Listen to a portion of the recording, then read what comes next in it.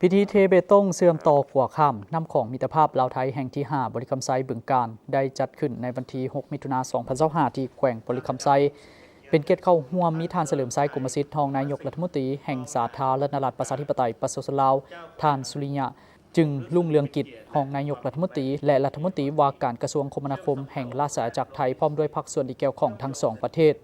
การเทเบตงเพื่อเสื่อมต่อขัวครั้งนี้เป็นสัญญาณว่าการก่อสร้างขัวข้ามน้ำของแห่งนี้ใกล้จะสำเร็จและเป็นการเชื่อมต่อแผ่นดินเข้าหากันระหว่าง2ประเทศลาวไทยอีกจุดหนึ่งเว้าหลวงเว้าเฉพาะเป็นการเชื่อมต่อ2แขวงระหว่างแขวงบริคำไซของสาธารณรัฐประชาธิปไตยประชาชนลาวและจังหวัดบึงกาฬของราชอาณาจักรไทยซึ่งจะเป็นการส่งเสริมการไปมาหาสู่ระหว่างประชาชนให้หลายขึ้นโครงการก่อสร้างขัวข้ามน้ำของมิตรภาพลาวไทยแห่งที่ 5 บริคำไซหาบึงกาฬเป็นการร่วมมือของรัฐบาล2ประเทศที่เห็นได้ความสำคัญในการพัฒนาพื้นฐานโครงสร้างด้านคมนาคมโดยเฉพาะแม้การก่อสร้างเส้นทางและขัวข้ามน้ำคลองตามแนวเศรษฐกิจตะวันออกตะวันตกโดยผ่านสปป.ลาวไปยังประเทศเพื่อนบ้านและอนุภาคพื้นเพื่ออำนวยความสะดวกให้แก่การเชื่อมโยงเชื่อมจอดด้านคมนาคมขนส่งกับภาคพื้นเพื่อสร้างเงื่อนไขให้แก่การพัฒนาเศรษฐกิจสังคมของทั้งสองประเทศพร้อมทั้งเป็นการสนับสนุนนโยบายของรัฐบาลลาวในการหันจากประเทศที่บ่มีชายแดนติดจอดกับทะเลมาเป็นศูนย์กลางด้านการเชื่อมโยงเชื่อมจอดใช้การก่อสร้างก็ถือว่าได้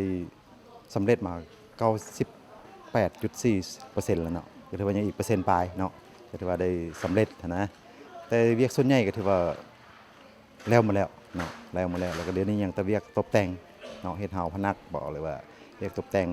ขนาดรายละเอียดนิดนึงเนาะครัวแห่งนี้เนาะก็เลยว่า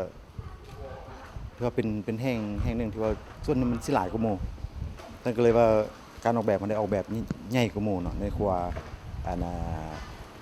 เรียกว่า4แห่งพันมาถือว่าตัวนี้เป็นใหญ่กว่าหมู่เนาะ17 เมตร 40เนาะถือว่าใหญ่กว้างใหญ่กว่าหมู่สามารถแล่นสวนกันได้ถือว่าเป็น4เลนเลยเนาะถือว่าสามารถแล่นสวนกันได้เนาะถือว่าเป็นครัวใหญ่กว่าหมู่ว่าอีใส่การปริมาณการสัญจรแล้วก็ในอนาคตนะเพราะว่ารถมันสิผ่านตัวนี้หลายเฮ็ดให้ว่าเขตนี้มันได้รับการพัฒนาเนาะมีการขยายตัวทางด้านเศรษฐกิจแล้วก็ประชาชนมีเวียกเฮ็ดงานทำเนาะแต่ว่ามีระบบการระบบสร้างระบบอย่างต่างๆเนาะเฮ็ดให้การว่าอันที่1แล้วมันเรื่องการท่องเที่ยวเนาะการพัฒนาเศรษฐกิจและการท่องเที่ยวแล้วก็การค้าการลำเลียงขนส่งต่างๆถือว่ามันสะดวกสบายขึ้น